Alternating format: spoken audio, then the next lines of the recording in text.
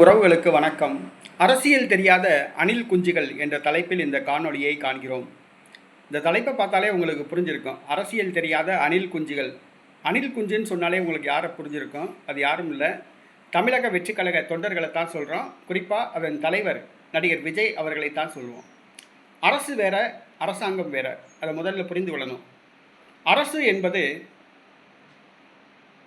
தலைமைச் செயலாளர், மாவட்ட ஆட்சித்தலைவர், தாசில்தார், விஏஓ, இதுதான் அரசு. தலைமைச் செயலாளர் அவர்தான் நிழல் முதலமைச்சர். மாவட்ட ஆட்சித்தலைவர் அவர்தான் மந்திரி மாதிரி. அடுத்ததாக கோட்டாட்சியர், தாசில்தார், அதுக்கு கீழே விஏஓ, இதுதான் அரசு. இந்த அரசாங்கம் என்பது முதலமைச்சர், சட்டசபை உறுப்பினர், கவுன்சிலர்கள், இதுதான் அரசாங்கம். இதை புரிஞ்சுக்கணும். அதாவது அரசு ஊழியர்கள், இதுதான் அரசு. மக்களால் தேர்ந்தெடுக்கப்பட்ட பிரதிநிதிகளால் நிர்வகிக்கப்படுவது தான் அரசாங்கம். அரசு வேற, அரசாங்கம் வேற. அரசு என்பது அதிகாரிகளால் நிர்வகிக்கப்படுவது, அரசாங்கம் என்பது மக்கள் பிரதிநிதிகளால் நிர்வகிக்கப்படுவது. அரசாங்கம் இருக்கும் பொழுது அரசாங்கத்துக்கு கட்டுப்பட்டது அரசு.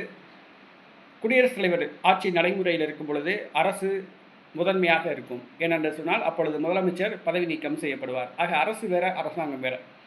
இந்த அரசாங்கத்துக்கு நிர்வகிப்பதற்கு அரசியல் தெரிஞ்சவங்க தான் வரணும். இந்த அரசாங்கத்தை நிர்வகிக்க அரசியல் தெரியாதவங்களாம் வந்திருக்காங்க. அது யாருன்னு கேட்டால் மன்மோகன் சிங்கு இப்படி உள்ளிட்ட பல தலைவர்கள் வந்திருக்காங்க. ஆனால் அவங்களால அரசாங்கத்தை நிர்வகிக்க முடியலை. அவங்களுக்கு கீழே இருந்து அரசியல்வாதிகளுடைய பரிந்துரையில் அவங்க அரசாங்கத்தை நிர்வகிச்சிருக்காங்க. ஏன்னா அவங்களுக்கு அரசியல் தெரியாது.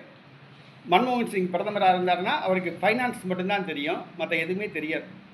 ஆனால் அது கீழே இருக்கிற அரசியல்வாதிகள் அவருக்கு உறுதுணையாக இருந்தாங்க. ஆக அதிகாரிகளால் அரசாங்கத்தை நடத்த முடியாது. ஒரு ஐஏஎஸ் ஐபிஎஸ் அதிகாரினாலேயே அரசாங்கத்தை நடத்த முடியாது. ஒரு நடிகர்னால் அரசாங்கத்தை நடத்த முடியுமா? கண்டிப்பாக முடியாது. அரசியல் தெரிந்தவர்களால் தான் அரசாங்கத்தை நடத்த முடியும். இந்த விஜய்க்கு அரசியல் ஏதாவது தெரியுமா? தெரியாது. பாஜக என்னுடைய கொள்கை எதிரி அப்படின்னு சொன்னார்ல, பாரதிய ஜனதா கட்சி என்னுடைய கொள்கை எதிரி அப்படின்னு சொல்கிறாப்புல. ஆனால் 2014ஆம் ஆண்டு பாஜக வெற்றி பெறுவதற்கு நரேந்திர மோடி முதல் முறையாக பிரதமர் ஆவதற்கு ஆதரவு கொடுத்தவர் நடிகர் விஜய் என்பதை புரிந்து கொள்ளணும். கோயம்புத்தூரில் போய் விமான நிலையத்துக்கு பிரச்சாரத்துக்கு வந்த நரேந்திர மோடிக்கு பூங்கொத்து கொடுத்து வரவேற்றவர் நடிகர் விஜய். அப்போ மோடிக்கு ஆதரவு தெரிவித்தார் விஜய் என்பதை புரிந்து கொள்ளணும். ஆனால் இப்போ என்ன சொல்கிறாரு? பாஜக தான் என்னுடைய கொள்கை எதிரி. பாஜக கொள்கை எதிரி அப்படின்னு சொல்கிறதில்ல, உன்னுடைய கொள்கை என்ன அதை முதல் சொல்லு. அடுத்ததாக என்ன சொல்கிறாப்புல? திமுக தான் எங்களுடைய அரசியல் எதிரி. திமுக அரசியல் எதிரின்னு சொல்கிறீங்கல்ல, 1989 கருணாநிதி முதலமைச்சரான பொழுது உங்கள் அப்பா ஏன் மாலை போட போனார்? எம்ஜிஆர் உயிரோடு இருக்கும் பொழுதே எம்ஜிஆரை தாக்கி கருணாநிதிக்கு ஆதரவாக உங்கள் அப்பா ஏன் திரைப்படங்கள் எடுத்தார்? அடுத்ததாக தயாநிதி மாறன் மத்திய அமைச்சராக இருந்த பொழுது அவர் நடத்திய நிகழ்ச்சியில் நீங்கள் போய் கலந்து கொண்டு ஏன் அஞ்சல் தலை வெளியிட்டீங்க? இதுதான் கேள்வி. திமுக அரசியல் எதிரினா திமுகவோட ஏன் அன்னைக்கு சேர்ந்து செயல்பட்டீங்க? பாஜக கொள்கை எதிரினா பாஜகவோட ஏன் சேர்ந்து செயல்பட்டீங்க? அதுதான் உண்மை. ஆனால் இன்னைக்கு தனி கட்சி ஆரம்பிச்சிருக்காப்புல. தந்தை பெரியார் வழியில் திமுகவை வீழ்த்துவோம்ன்றாப்புல. திமுக உருவானதுக்கு காரணமே தந்தை பெரியார் தான். கருணாநிதி முதலமைச்சர் ஆனதற்கு ஆதரவு தெரிவித்ததே தந்தை பெரியார் தான். இன்றைக்கி பெரியாரை வச்சுக்கிட்டு திமுகவை எப்படி வீழ்த்த முடியும்? பெரியாரும் திமுகவும் பின்னி பிணைந்தவர்கள். பெரியாரை பற்றி எவனாவது ஒருத்தன் பேசினான்னா திமுக காரன் அடிக்க வருவான். நீ பெரியாரை வச்சுக்கிட்டு திமுகவை எப்படி வீழ்த்த போகிற? அண்ணாவை வச்சுக்கிட்டு திமுகவை வீழ்த்துவோம்ன்ற. திமுகவை உருவாக்குனதே அண்ணாதுரை தான். அப்புறம் எப்படி அண்ணாவை வச்சுக்கிட்டு திமுகவை எப்படி வீழ்த்துவ? முடியாது.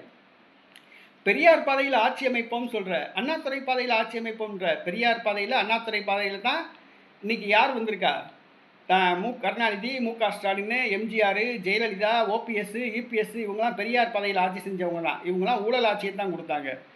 ஆக அரசியல்னாலே என்னன்னே தெரியல. போய் ரூமில் தண்ணி அடிச்சுட்டு படுத்து தூங்கிட்டு இருக்காப்புல விஜய். இவர் அரசியல் தெரியாத ஒரு அணில் குஞ்சு.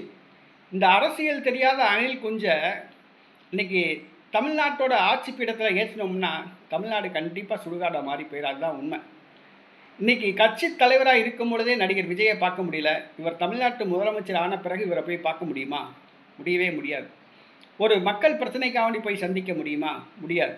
ஒரு கட்சி தலைவர் நடந்து வராப்புல பவுன்சர் தூக்கி வீசுறான், தொண்டனை தூக்கி வீசுறான், 20 அடி உயரத்துலேருந்து தூக்கி வீசுறான். அவங்க அம்மா கண்ணீர் விட்டு அழுகுது. ஒரு கட்சி தலைவராக இருக்கும் போதே இந்த விஜயை போய் பார்க்க முடியல, முதலமைச்சரான அந்த விஜயை பார்க்க முடியுமா? அரசியல் தெரியாத அணில் குஞ்சுகள் இன்னைக்கு விஜயை நம்பி காசை இறக்கிட்டு நிற்கிறாங்க. இன்னைக்கு விஜயை நம்பி காசை இறக்கிட்டு இருக்க இந்த தொண்டர்கள், விஜயை நம்பி காசை இறச்சிக்கிட்டு இருக்க இந்த தொண்டர்கள் இன்னும் ஒரு வருஷத்தில் கண்டிப்பாக நடுத்தருவில் தான் நிற்பாங்க.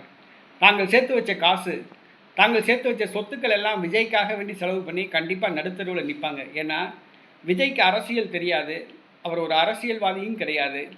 அவர் ஒரு நடிகர். இயக்குனர் எழுதி கொடுத்ததை வாசிக்க தான் செய்வார், இயக்குனர் எழுதி கொடுத்த டைலாகை பேசத்தான் செய்வார், டூப் போட்டு நடிக்கத்தான் தெரியும் ஒழிய அவர் ஒரு அரசியல்வாதி தெரியாது, அரசியல் என்னென்னா தெரியாது, அரசியல் கொள்கை எதுவுமே கிடையாது. ஆக அவர் அரசியலில் ஃப்ளாப் ஆகிட்டார், அதான் உண்மை. அரசியலில் தோல்வி அடைஞ்சிட்டார், உண்மை. ஆக அரசியல் தெரியாத ஒரு அணில் குஞ்சு யாருன்னு கேட்டால் அது விஜய் தான்.